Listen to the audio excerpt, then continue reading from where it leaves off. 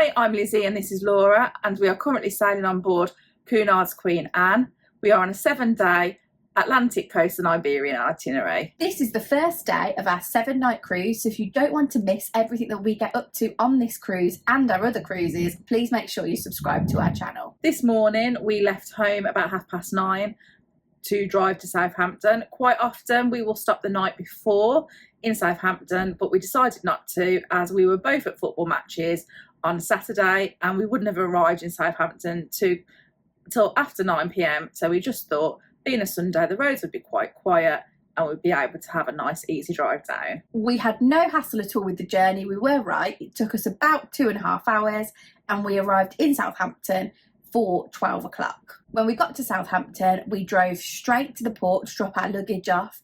We were sailing from Ocean Terminal today and it was a really simple process. We just pulled the car up, were able to take the luggage straight over to the baggage pods, and then we hopped back in the car to take it to park. After we had parked the car, we popped into West Quay shopping centre really quickly, and then we took a stroll down to Ocean Terminal to embark the ship. We were asked to show our boarding passes when we arrived at the terminal, but it didn't look like times were being checked. We had 1:30 as an embarkation time and we arrived at about 1:10 and we were directed to the one single queue inside the building with everybody else that arrived at the same time as us.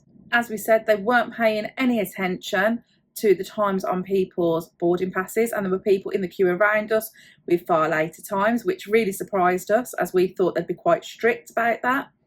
The queue, even though it was quite long, moved quite quickly. We went to the check-in desk and, as always, we needed a retake of our photographs, headed through security very rapidly, and we were on the ship by about 1:45.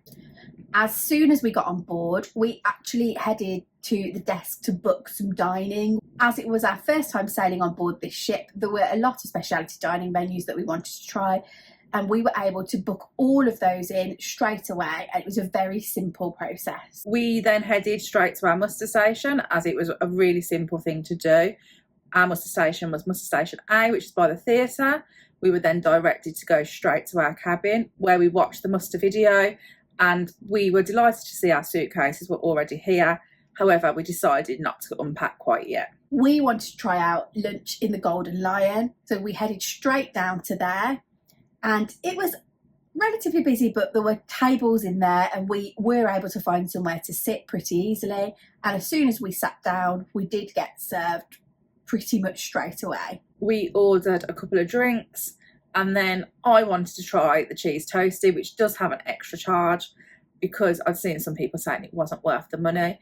I actually really enjoyed it, but found it quite sickly. There was it was very cheesy and it was quite a big portion, so I couldn't manage all of it, but Dom helped me out a little bit by trying some of it. The cheese toasty is $7.50 extra, which works out about £6.50. I ordered the fish and chips, which was one of the included items. It wasn't served with thick cut chips as advertised, it was served with sort of a skinny fry. But the fish portion was really nice and it was a tasty, enjoyable meal. After we had finished lunch, we decided to go for a walk around the ship just to get our bearings and have a look. Laura and Tom had been on here before, so they were keen to give Dom and myself a little tour. While we were walking around the ship, we ended up by the Sky Bar. And as the weather was so nice in Southampton, we decided to sit there and have a drink. We thought this was a really nice place to sit and have a drink. The bar itself is a nice venue and you do also have some quite good views from sitting there too. After we had finished our drinks, we decided to go down to have a look at the spa. We're always interested to compare what spas look like on different ships, and we were pretty impressed with it. We really liked the thermal suite and commented that if we were on a voyage which had a lot of sea days, we would be quite tempted to take out a pass. On our sailing, if you wanted to take out a pass for the whole week, it was $149, which we thought was a reasonably good value because the facilities were pretty good. Then we headed into the pavilion where we sat and had another drink. There was some music in there while we were sat there, so we just enjoyed that. After that, we popped back to our cabin as we wanted to unpack.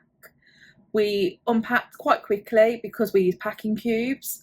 We found it quite difficult to hang up some of our longer dresses as the length of the wardrobes aren't always brilliant for that, but we managed to sort ourselves out. And Laura noticed that from when she was in the cabin before, the lower bar had been taken out, so it was better for us because it meant we could hang up dresses, whereas I don't know what we would have done if there'd been another bar at the bottom of the wardrobe. Once we'd finished unpacking, we met for a pre-dinner drink in the Commodore Club.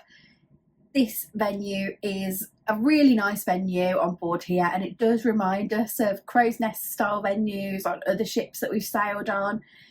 There are lots of different drinks on the menu as well, and again we wanted to try out some of the different cocktails that were available. We have got open sitting for dinner, but when we came into our cabin we noticed that there was a card which told us a reservation had been made for us for 8 p.m. Just before 8 o'clock we left the Commodore Club and headed down to the Britannia dining room. There was a little tiny queue, but the four of us were quickly seated at a table. For my meal tonight, I had the mushroom risotto, which was a tasty portion of risotto. It was only a small portion, which is what you would expect for a starter, and I did enjoy the flavour of it. And then for my main, I had the gnocchi, which was advertised as the wellness option, but I was pleasantly surprised that by the size of the portion I was served. And again, I enjoyed this meal. I had a green salad for my starter, which was a green salad, so it was okay. And then for my main, I had chicken, which was probably the smallest piece of chicken I've ever seen in my life.